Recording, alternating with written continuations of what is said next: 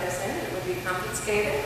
And he went into the commencement service, and he had this tie tightly around his midriff, and at some point in the service, he unbuttoned it and pulled it out. Of course, he said his lovely family was sitting next to him, and they looked at him, and pretty soon in this service where everybody was elbow to elbow, there was all this room beside him because he had this, they couldn't figure out what he was doing, and they really thought he was strange. And then he looked around, and there were thousands of people at this commencement, and he began to worry about what people would think and what they would say about him, and how he would look when he got up at the applause time with this great big sheet and held it out.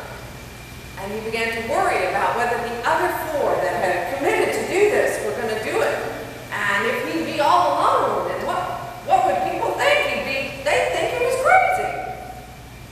But when Duarte got applause, he got his courage together, and he stood up and he held out the banner, and the other four did too.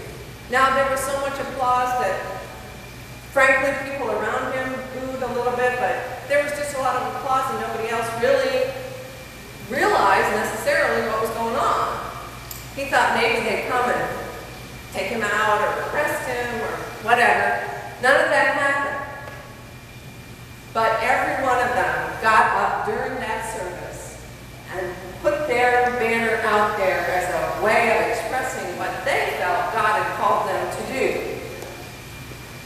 When it was all over and they met and had a celebration together, they were glad that they had indeed acted in this way.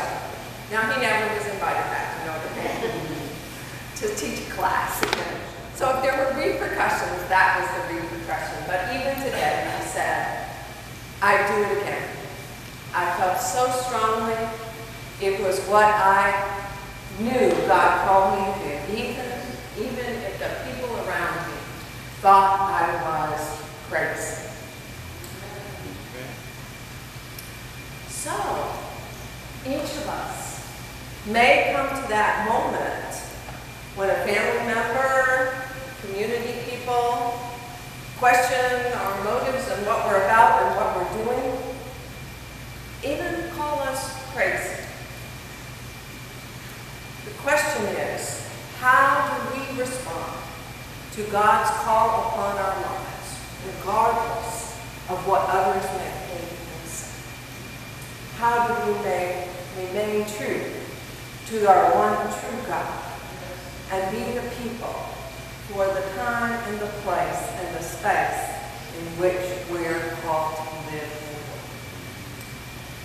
We may be called crazy, but if it's crazy for God,